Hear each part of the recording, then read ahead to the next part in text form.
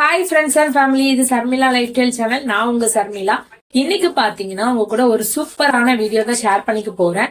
என்னோட recent skin care video தான் உங்க கூட ஷேர் பண்ணிக்க போறேன். ரீசெண்டா பாத்தீங்கன்னா நான் வந்து ஸ்கின் கேர் வந்து பண்ணிட்டு இருக்கேன். அந்த வீடியோ தான் உங்க கூட ஷேர் பண்ணிக்க போறேன். இதுல வந்து நான் நிறைய விஷயம் உங்களுக்கு ஷேர் பண்ண போறேன். கண்டிப்பா எல்லாருக்குமே யூஸ்ஃபுல்லா இருக்கும். எல்லாருமே பாத்திருப்பீங்க. கொஞ்ச நாளா என்னோட ஃபேஸ்ல பாத்தீங்கன்னா நிறைய பிம்பிள்ஸ், ஆக்னி ப்ராப்ளம் இந்த மாதிரி நிறைய இருந்துச்சு. அது எல்லாமே சரியாகி இப்போ வந்து என்னோட ஃபேஸ்ல வந்து ஒரு பிம்பிள்ஸ் கூட இல்ல. சோ இதெல்லாம் எப்படி சரியாச்சுன்னு சொல்லி தான் உங்க கூட வந்து ஷேர் பண்ணிக்க போறேன்.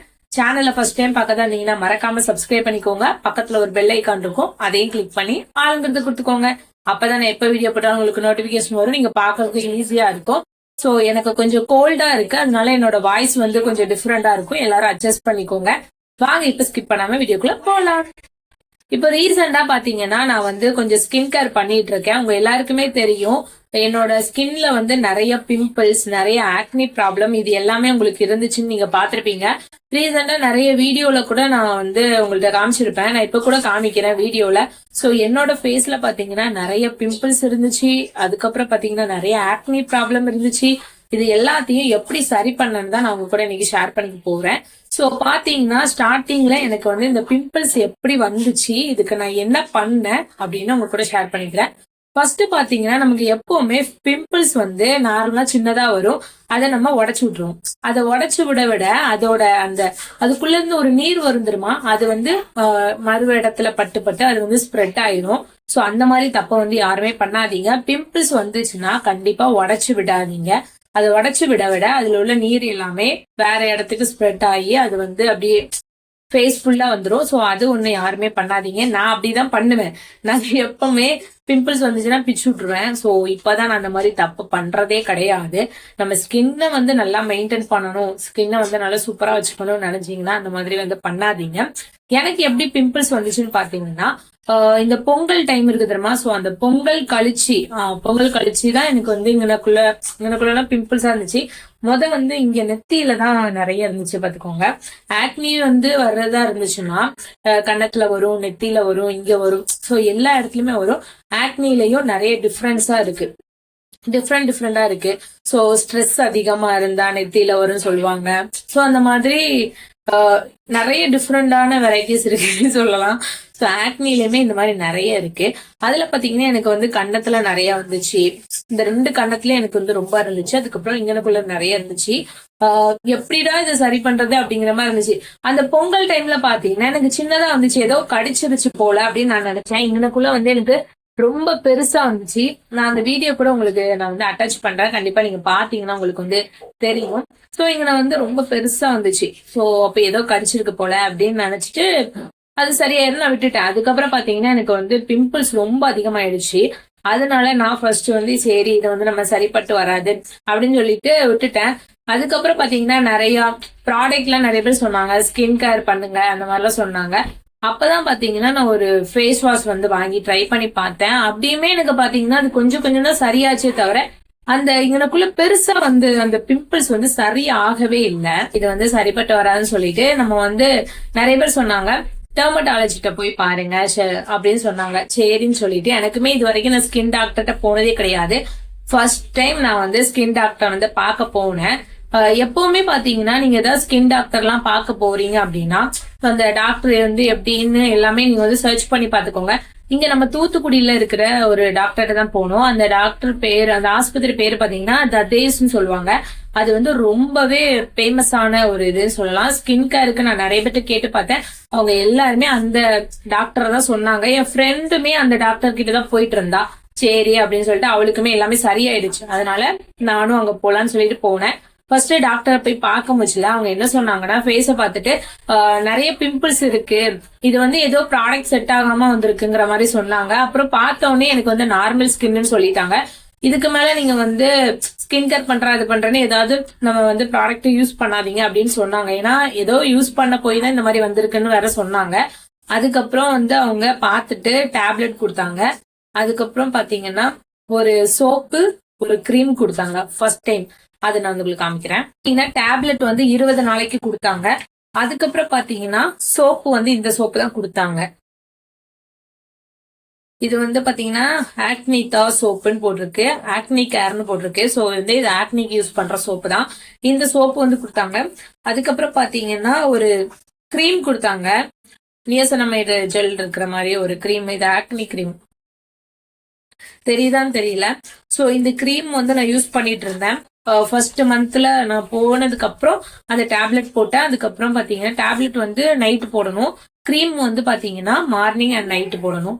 அப்புறம் பாத்தீங்கன்னா சோப்புமே காலையிலயும் நைட்டும் யூஸ் பண்ணணும். இதை யூஸ் பண்ணதுக்கு அப்புறம் 1 மந்த் நான் இது ரெண்டும் யூஸ் பண்ணதுக்கு அப்புறம் என்னோட ஃபேஸ்ல இருந்த பிம்பிள்ஸ், பாதி பிம்பிள்ஸ் சரியாயிடுச்சு.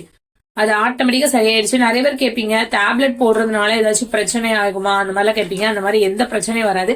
எல்லாத்துக்குமே டேப்லெட் போடக்கூடாதுன்னு நிறைய பேர் சொல்லுவாங்க. நிறைய பேருக்கு செட் ஆகாது, டேப்லெட் போடுறதுனால ஏதாவது பிரச்சனை வரும், அந்த மாதிரிலாம் இருக்கும். நீங்க டாக்டர்கிட்ட கேட்டுட்டு நீங்க இது பண்ணலாம்.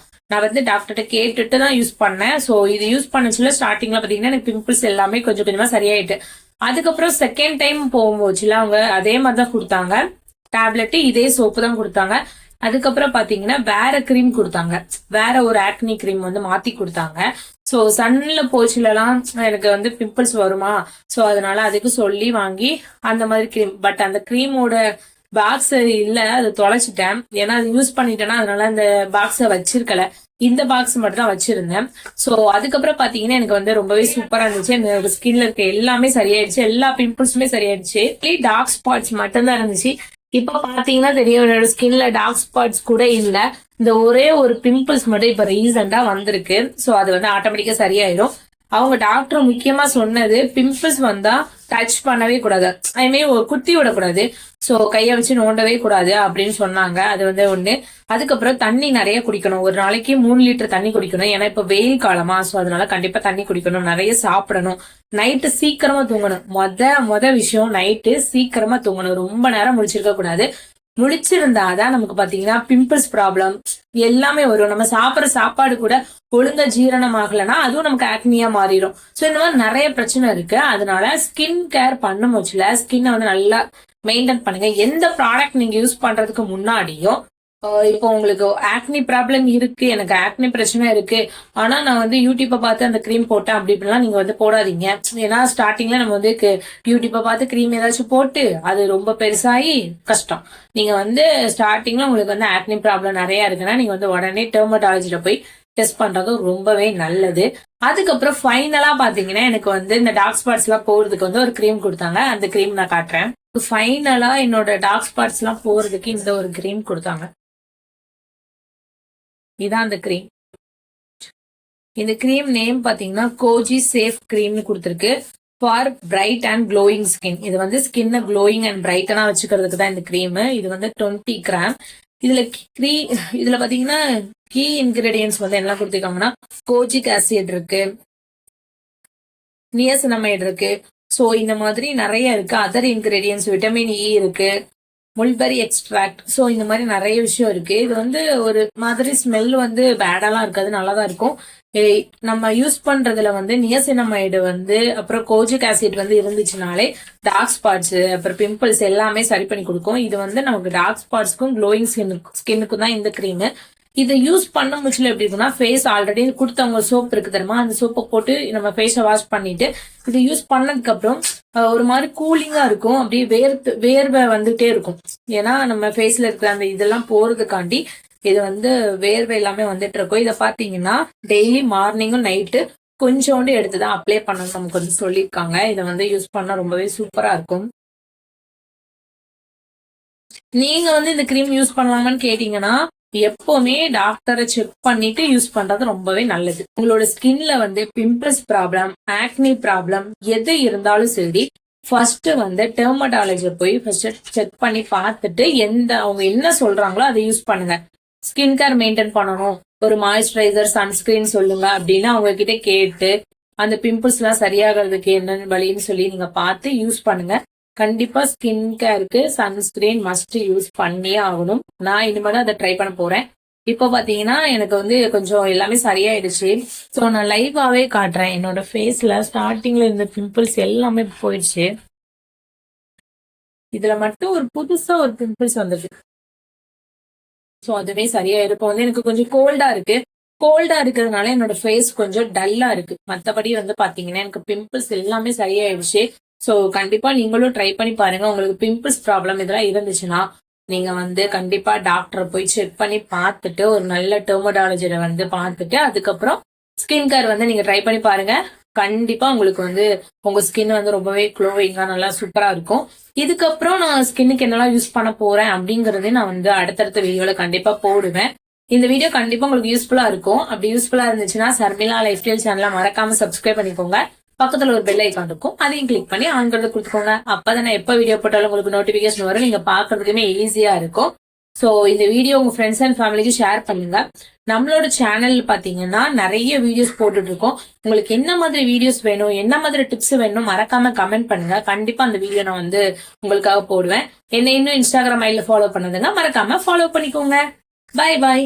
நெக்ஸ்ட் ஒரு இன்ட்ரெஸ்டான வீடியோல பார்க்கலாம்.